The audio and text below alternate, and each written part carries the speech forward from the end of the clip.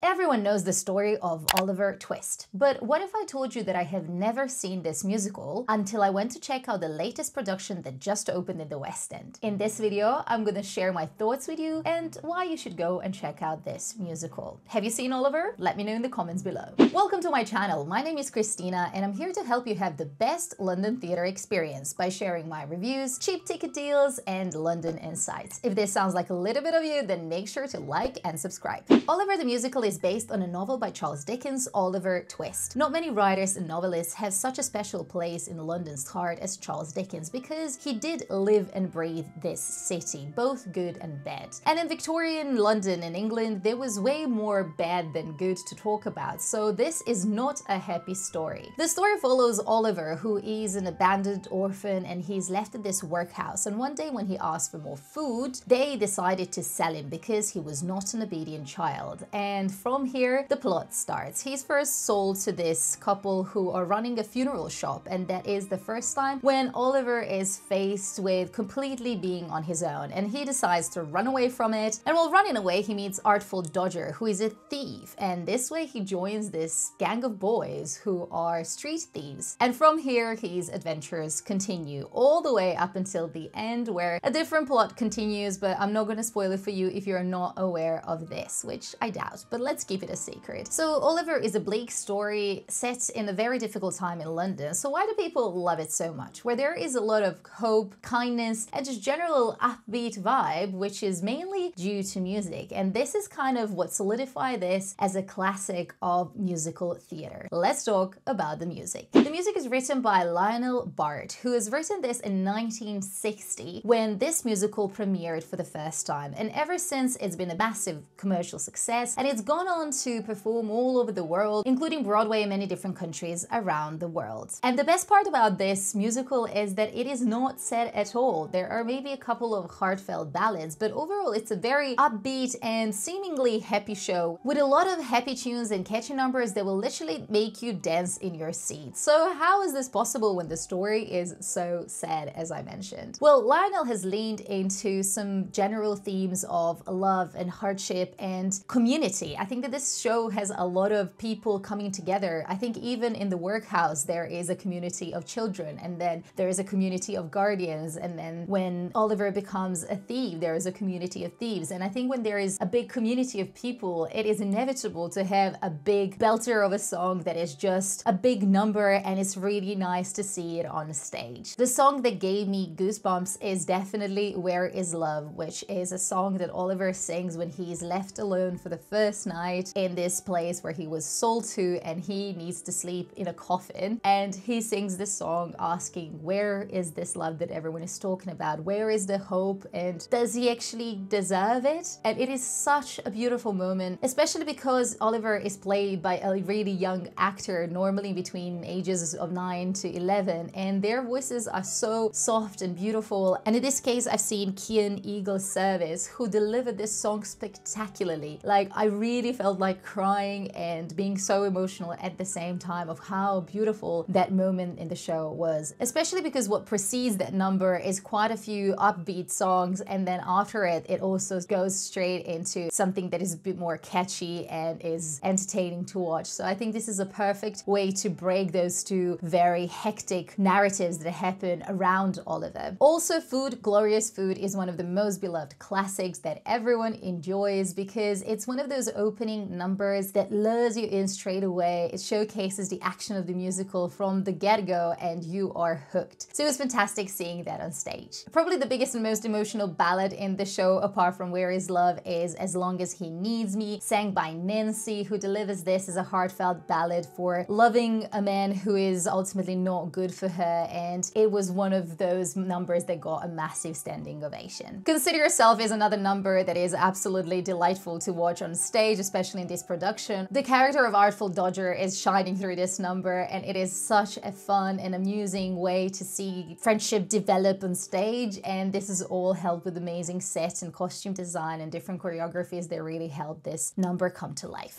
And the reason why all these numbers managed to shine through is because of the great cast that this production has assembled. The day I went to see the show, Oliver was played by Kian Eagle Service, and he is an absolute delight to watch. Such a confident performance from such a little human and such a big actor. I was so impressed by him. But also you should be aware that there are 4 Olivers who are in the principal cast and they alternate, so you might see someone else, but I'm sure that they will be brilliant. This is an incredible role for such young actors to portray on stage, so it's always spectacular seeing them, how they find their feet and how confident they are on stage. Another fantastic young actor delivered the role of Artful Dodger. Billy Jenkins, you might know him from Peaky Blinders or Les Miserables, where he played Gavroche. He's playing the role with a lot of cheekiness, but also genuine love and care for Oliver. Shanae Holmes is in the role of Nancy, and she's nothing short of spectacular. Some of the biggest numbers in the show are ones that she's singing, and every time that she's on stage, you really feel it. There's such poise and presence that she brings, and she was such a joy to watch. Definitely the most talked about performance in this production is by Simon Lipkin, who is portraying the role of Fagin. Fagin is a character who gathers orphan children and teaches them how to pickpocket. So he's kind of the leader of this little criminal group, and he's kind of exploiting children. But I think in this production, there is a lot of playfulness to this character and also a lot of care that Fagin is delivered with, and he's almost this kind of kid himself and a dreamer who is just trying to help out these unfortunate children. But Simon has delivered such an incredible performance, adding a lot of nuance to this character and also a lot of playfulness, so some of his numbers were the most exciting to watch. Ever since this musical premiered in 1960s, there's always been a desire to bring the world of Oliver Twist to stage with an elaborate set design, and this production is no different. Located in a city and with quite a lot of different set changes because there are quite a lot of environments that Oliver is going through, it is really hard to do that if the set doesn't really allow for these changes, and I'm pleased to tell you that the set in the latest production of Oliver is great. There are quite a few elements that are coming in and out depending on the set. There's also a middle part of the stage that is revolving. This really helps convey this feeling of Oliver truly running away from something. And there are also some interesting elements of how London is brought to life through different buildings and bridges. So overall, there's a lot of movement on stage in terms of the set design, which really helps you be on board with this story. There are also some projections on the stage, especially the beginning and the opening scene. That's when they come to light the most, but also the closing scene has a really nice projection at the back. So the set design really delivers on the promise of taking you to Victorian London. Another thing that makes this production of Oliver very special is the duo of Cameron Mackintosh, who is a producer, and Matthew Bourne, who is a choreographer and director in this case as well, working together on Oliver again. They worked on Oliver together in 1994, and now almost 30 years later, they're bringing a new version for fresh audiences to tell this story that a lot of people have close in their heart. So when it comes to choreography, Matthew Bourne is one of those people who is the name that everyone knows in the world of theatre, that when you see his name, you know that the production has a lot of credibility behind it, especially when it comes to choreography. But there's just this feeling of both of them being very comfortable with this show and just delivering what they know the best, and that is the essence of the show in various different ways. So with these two people attached to this production, you know that this is a show that has been handled with a lot of care and attention to detail, and also with a lot of love, because there's a lot of history behind this show, especially when it comes to these two giants of theatre working together. So my overall opinion on Oliver the musical, as a person who has never seen it before, is that it is a must-see, just from the perspective of being such a classic of musical theatre and such an important piece of British history. So if you're in for something that will really bring this two elements to life, then this is the perfect musical to check out. Is this the best show that I have seen in the West End? Probably not. Would I go and see it again? I don't think so. I think it's one of those shows that I will definitely listen to the soundtrack of every now and then, but I don't think that this is my favorite musical ever. But I think if you have a connection from knowing this show from before and you love the story, then seeing this on stage is going to be so amazing. Also, this is a perfect show to take your kids to because there is also a lot of kids in the cast, so it's a perfect watch for the whole family. And I think if it's just for that, then it's totally worth exploring it, especially throughout whole 2025, because this show has just opened and is set to continue performing for a long